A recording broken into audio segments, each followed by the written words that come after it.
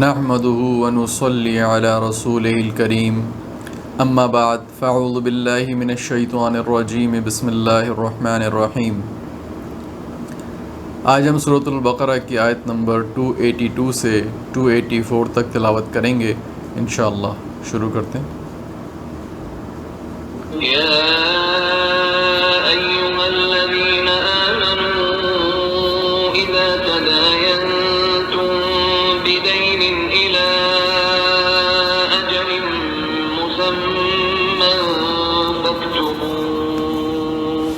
وليكتب بينكم كاتب بالعدل ولا يأب كاتب أن يكتب كما علمه الله فليكتب وليملل الذي عليه الحق وليتق الله ربه ولا يبخس منه شيئا فإن كان الذي عليه الحق سفيها أو ضعيفا أو لا يستطيع أن يمل هو فليملل وليه بالعدل واستشهدوا شهيدين من رجالكم فإن لم يكونا رجلين فرجل وامرأتان ممن ترضون من الشهداء أن تضل إحداهما فتذكر إحداهما الأخرى ولا يأبى الشهداء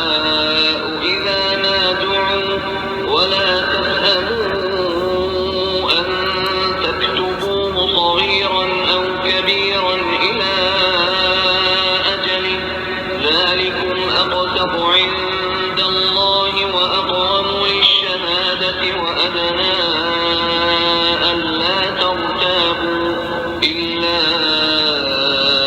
أن تكون تجارة حاضرة تديرونها بينكم فليس عليكم جناح ألا تكتبوها وأشهدوا إذا تبايعتم ولا يضار كاتب ولا شهيد وإن تفعلوا فإنه فسوق بكم واتقوا الله ويعلمكم الله والله بكل شيء عليم۔ اے ایمان والو، جب تم آپس میں ایک دوسرے سے میعاد مقرر پر قرض کا معاملہ کرو تو اسے لکھ لیا کرو، اور لکھنے والے کو چاہیے کہ تمہارا آپس کا معاملہ عدل سے لکھے۔ کاتب کو چاہیے کہ لکھنے سے انکار نہ کرے جسے اللہ نے اسے سکھایا ہے،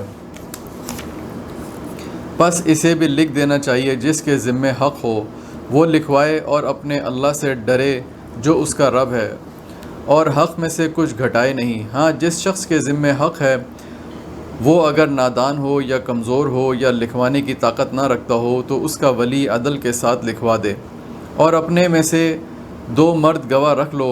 اگر 2 مرد نہ ہوں تو 1 مرد اور 2 عورتیں جنہیں تم گواہوں میں سے پسند کر لو، تاکہ ایک کی بھول چوک کو دوسری یاد دلا دے۔ اور گواہوں کو چاہیے کہ وہ جب بلائے جائیں تو انکار نہ کریں، اور قرض کو جس کی مدت مقرر ہے خواہ چھوٹا ہو یا بڑا ہو لکھنے میں کاہلی نہ کرو۔ اللہ کے نزدیک یہ بات بہت انصاف والی ہے اور گواہی کو بہت درست رکھنے والی ہے اور بہت قریب ہے اس سے کہ تم شک میں نہ پڑو۔ ہاں، یہ اور بات ہے کہ وہ معاملہ نقد تجارت کی شکل میں ہو جو آپس میں تم لین دین کر رہے ہو تو تم پر اس کے نہ لکھنے میں کوئی گناہ نہیں۔ خرید و فروخت کے وقت بھی گواہ مقرر کر لیا کرو، اور یاد رکھو کہ نہ تو لکھنے والے کو نقصان پہنچایا جائے نہ گواہ کو، اور اگر تم یہ کرو تو یہ تمہارے لیے کھلی نافرمانی ہے۔ اللہ سے ڈرو، اللہ تمہیں تعلیم دے رہا ہے اور اللہ ہر چیز کو خوب جاننے والا ہے۔ تفسیر۔ جب سودی نظام کی سختی سے ممانعت اور صدقات و خیرات کی تاکید بیان کی گئی تو پھر ایسے معاشرے میں دیون قرضوں کی بہت ضرورت پڑتی ہے، کیونکہ سود تو ویسے ہی حرام ہے اور ہر شخص صدقہ و خیرات کی استطاعت نہیں رکھتا، اس طرح ہر شخص صدقہ لینا پسند بھی نہیں کرتا۔ پھر اپنی ضروریات و حاجات پوری کرنے کے لیے قرض ہی باقی رہ جاتا ہے۔ اس لیے احادیث میں قرض دینے کا بڑا ثواب بیان کیا گیا ہے۔ تاہم قرض جس طرح ایک ناگزیر ضرورت ہے، اس میں بے احتیاطی یا تساہل جھگڑوں کا باعث بھی ہے۔ اس لیے اس آیت میں، جسے آیت الدین کہا جاتا ہے اور قرآن کی سب سے لمبی آیت ہے، اللہ تعالیٰ نے قرض کے سلسلے میں ضروری ہدایت دی ہیں تاکہ یہ ناگزیر ضرورت لڑائی جھگڑے کا باعث نہ بنے۔ اس کے لیے ایک حکم یہ دیا گیا ہے کہ مدت کا تعین کر لو۔ دوسرا یہ کہ اسے لکھ لو۔ تیسرا یہ کہ اس پر مسلمانوں میں سے 2 مرد یا 1 مرد اور 2 عورتوں کو گواہ بنا لو۔ اس سے مراد مقروض ہے، یعنی وہ اللہ سے ڈرتا ہو اور رقم کی صحیح تعداد لکھوائے، اس میں کمی نہ کرے۔ آگے کہا جا رہا ہے کہ یہ مقروض اگر کم عقل یا کمزور بچہ یا مجنون ہے تو اس کے ولی کو چاہیے کہ انصاف کے ساتھ لکھوا لے تاکہ صاحب حق قرض دینے والے کو نقصان نہ ہو۔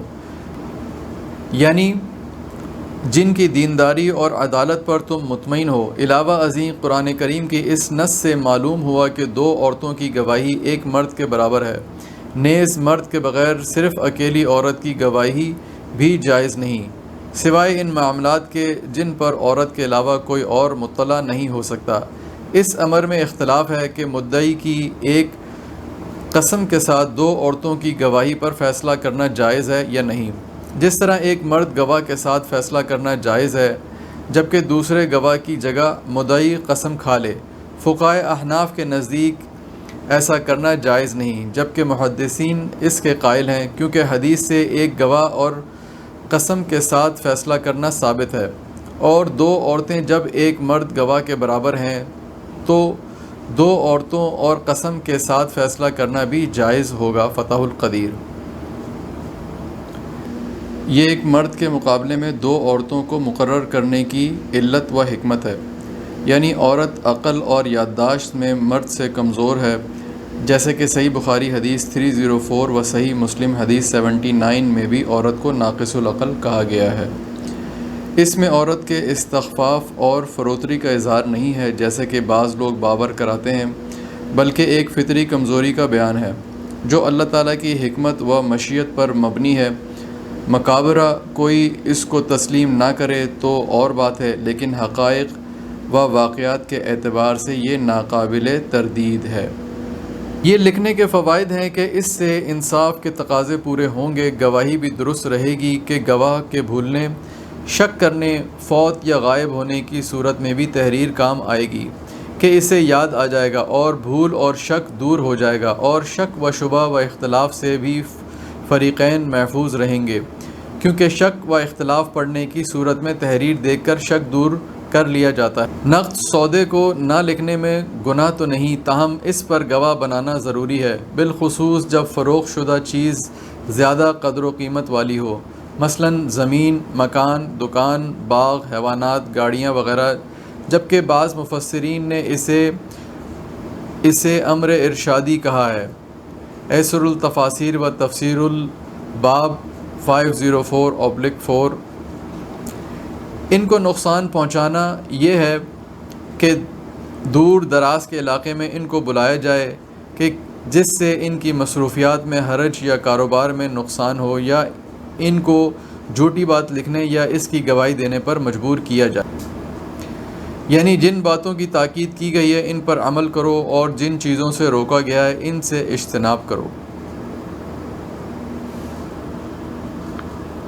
وَإِن كُنتُمْ عَلَى سَفَرٍ وَلَمْ تَجِدُوا كَاتِبًا فَرِهَانٌ مَّقْبُوضَةٌ فَإِنْ أَمِنَ بَعْضُكُم بَعْضًا فَلْيُؤَدِّ الَّذِي اؤْتُمِنَ أَمَانَتَهُ وَلْيَتَّقِ اللَّهَ رَبَّهُ وَلَا تَكْتُمُوا الشَّهَادَةَ وَمَن يَكْتُمْهَا فَإِنَّهُ آثِمٌ قَلْبُهُ وَاللَّهُ بِمَا تَعْمَلُونَ عَلِيمٌ۔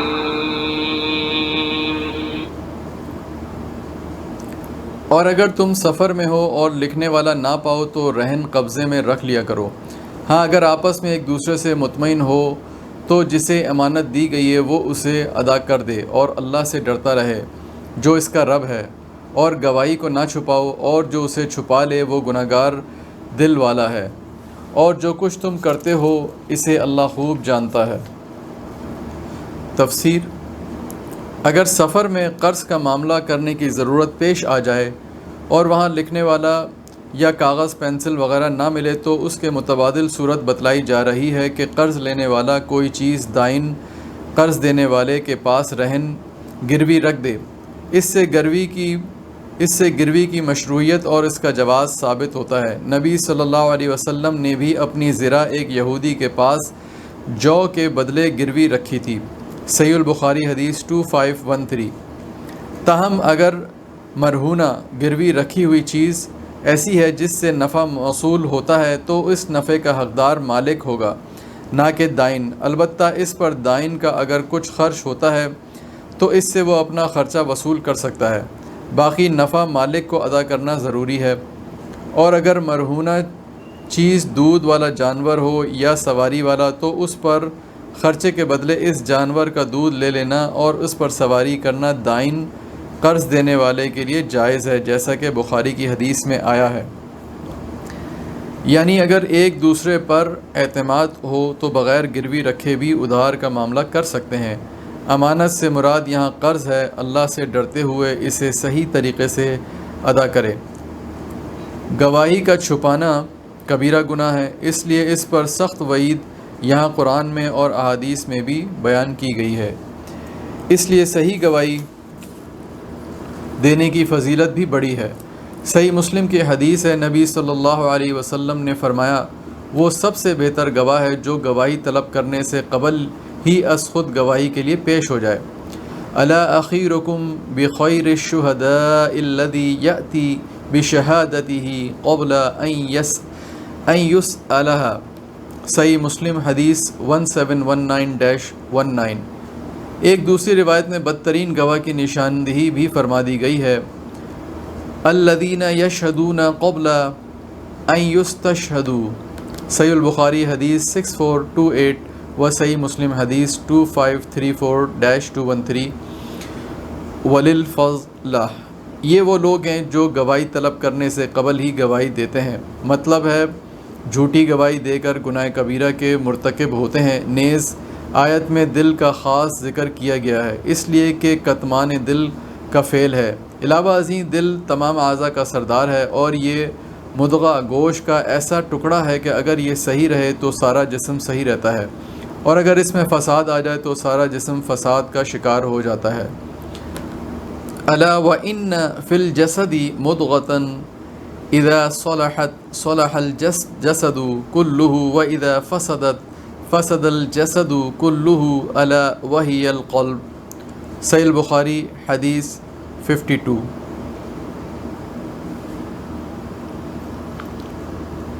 لله ما في السماوات وما في الأرض وإن تبدوا ما في أنفسكم أو تخفوه يحاسبكم به الله فيغفر لمن يشاء ويعذب من يشاء والله على كل شيء قدير۔ آسمانوں اور زمین کی ہر چیز اللہ ہی کی ملکیت ہے، تمہارے دلوں میں جو کچھ ہے اور اسے تم ظاہر کرو یا چھپاؤ، اللہ اس کا حساب تم سے لے گا، پھر جسے چاہے بخشے اور جسے چاہے سزا دے، اور اللہ ہر چیز پر قادر ہے۔ تفسیر: احادیث میں آتا ہے کہ جب یہ آیت نازل ہوئی تو صحابہ کرام بڑے پریشان ہوئے۔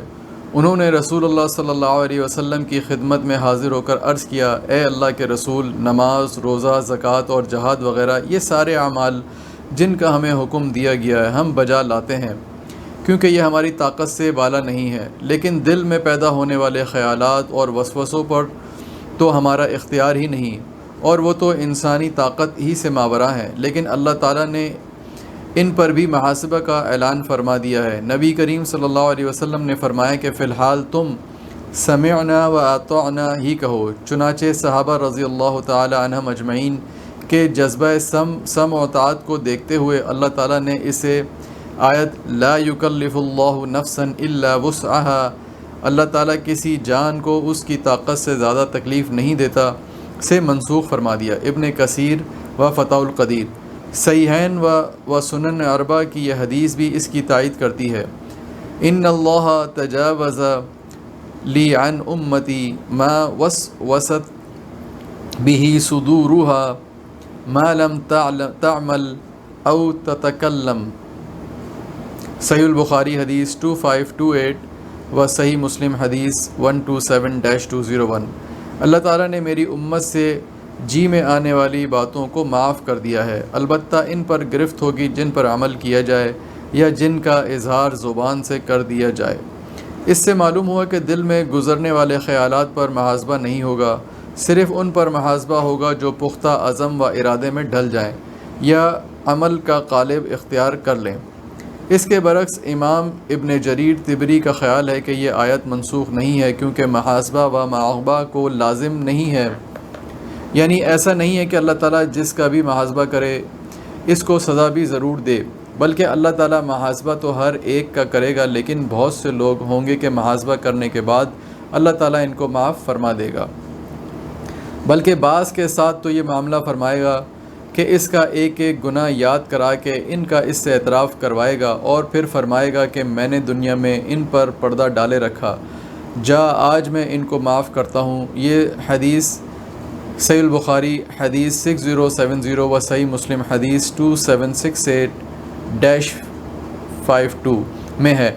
اور بعض علماء نے کہا ہے کہ یہاں نص سے اصطلاحی معنی میں نہیں ہے، بلکہ بعض دفعہ اسے وضاحت کے معنی میں بھی استعمال کر لیا جاتا ہے۔ چنانچہ صحابہ کرام کے دل میں جو شبہ اس آیت سے پیدا ہوا تھا، اسے آیت لا یکلف اللہ نفسا اور حدیث ان اللہ تجاوز لی عن امتی وغیرہ سے دور کر دیا گیا۔ اس طرح ناسخ منسوخ ماننے کی ضرورت باقی نہیں رہتی۔